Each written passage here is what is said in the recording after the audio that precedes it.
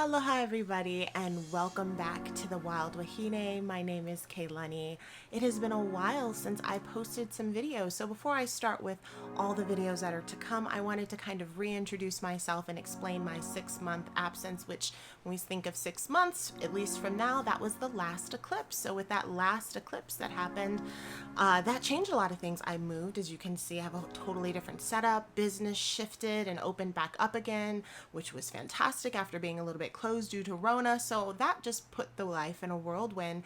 And even though I was focused a lot more on my clubhouse room, the Wild Wahine, and I host weekly and been keeping all of my astrology updates there, I haven't been here on camera and on YouTube. And it was like, actually, to be very honest, very weird getting back, a little bit awkward being in front of the camera after being on an audio app for 6 months. So bear with me as my new introduction video. If you are new here, the Wild Wahine is a space where we talk about astrology, we talk about spirituality, magic, we talk about herbalism, and we talk about health and wellness, all through an astrological lens, as well as a lens that looks at storytelling, and archetypes. So if you are interested in any of those types of things, then this is a wonderful home for you to be at, as we will chat about all those things. And I'm really excited to come back to YouTube, come back to my videos, and really just share a little bit of my magic with everyone. With that being said, yes, we are about to enter a new eclipse season. I will have all of the information about the solar eclipse in Scorpio that's going to be coming up.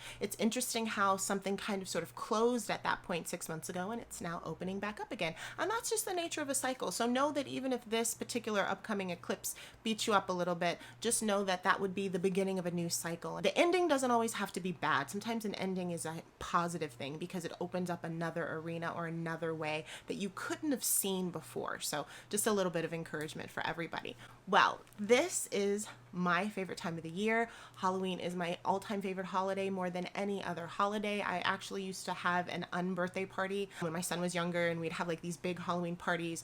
It was my unbirthday, and people would send me fun, like kind of gaggy gifts and so forth. This is how much I love Halloween. This is how much I wish I was born at that time of the year. But of course, I'm a solar baby, so I was born in the summer. This is also the time where we're losing a little bit of that sun, right?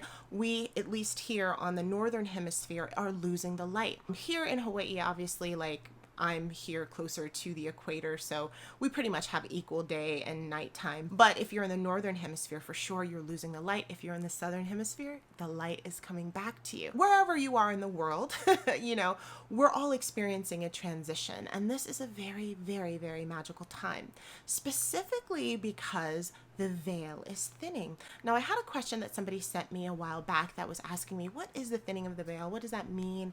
You know, how can I use it? You know, should I protect myself? Is it something to be scared of? And I would say no. There are times in the wheel of the year, essentially, where the veil, which is something that separates the seen world and the unseen world, gets thinner. It gets kind of semi-permeable, so things can pass through.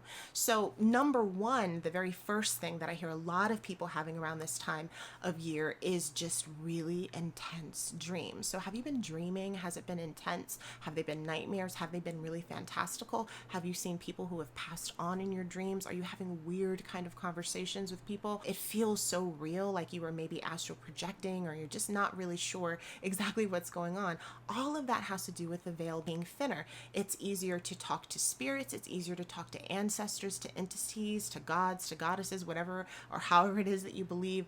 All the things that are typically unseen, all of the things that typically we're a little bit disconnected from, things that are not of the mundane everyday world, it's a lot easier to access them during this time, which is why people love to have, you know, tarot readings or astrological readings, or to do like a deep spiritual cleansing at this time, as well as just, you know, a connection, especially with ancestors, because we do have that, you know, Samhain, All Souls Day, Dia de los Muertos, all of that time period where people are communing with those who have passed on. It's a fantastic time to do that, especially if you're mourning people. You know, we, for the last 2 years, have gone through a lot. There's been a lot of loss. Everybody knows somebody or has had somebody that they have lost. This would be a great time to honor them. And there's many different ways that you can do that, in ways that you feel comfortable or in ways that's part of your tradition. Halloween for me is interesting because I used to spend it doing these big, huge parties. Like I said, of course, when my son was younger. Now that he's older, he goes and he does his own Halloween things with his friends. And so it's a little bit different different. To me now, it's a little bit more of a quiet time. It's time that I spend in contemplation. It's time that I spend, doing a full reading for myself. I work with a lot of herbs. I have candles. There's a whole thing that I like to do. Maybe I'll make a video about that. If you'd like to hear about that, let me know. You want to hear how I spend Halloween and have some ideas as to how you want to spend it. If you want to make that day special to you, ritual is important to me. I think it helps pass the time. I think it makes things more meaningful. And I think when you put things to ritual, you're more likely to see things through to completion. You're more likely to achieve your goals. It can be very relaxing. It can be whatever you want it to be. And that's the most important thing. A lot of times people feel like you have to come from a spiritual tradition. You have to be taught by this person to access spirituality, or what does your ancestry say? And that is a path, right? There's many paths to it. That's one of them. Maybe it doesn't resonate with you. Maybe you don't know what your ancestry is because of various different reasons. You don't know who your parents are. Maybe you're not living in the country that you were born because your ancestors were taken, or you moved to another place. There's a lot of reasons as to why people don't connect to their ancestry, or don't want to, or just don't feel a general connection, or maybe they have just a lot of different ancestors from different places and they don't know where to pull from. Spirituality is something that lives and resides in you. It's something that's innate to you. It's something that you can claim, and I believe it's something that you can create for yourself. If you want to create those rituals, somebody did. Every ritual, every tradition, somebody consciously or either spiritually, it came to them. This is what we do. This is how we do things.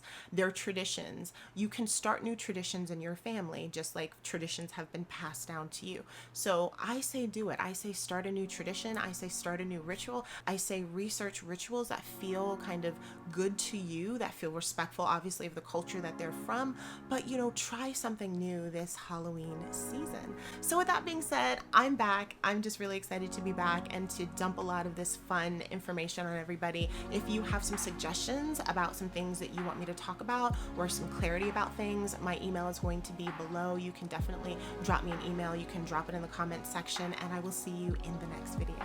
Aloha.